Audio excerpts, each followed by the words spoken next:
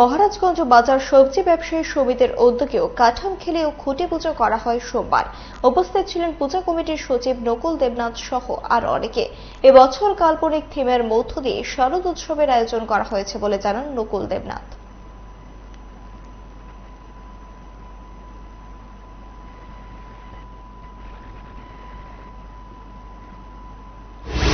এই জন্মাষ্টমীর দিনে ধরাধামে শ্রীকৃষ্ণের আবির্ভাব হয়েছিল।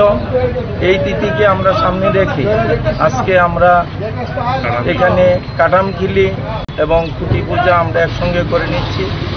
আমাদের এবারের পুজোর থিম কাল্পনিক এবং আমরা প্রতি বছরের নাই এবছরও আমরা শারদীয় দুর্গোৎসবকে আমরা সাফল্যমণ্ডিত করার জন্য আমাদের সবজি ব্যবসায়ী সমিতির সকল সদস্যবৃন্দ একত্রিতভাবে কাজ করবে।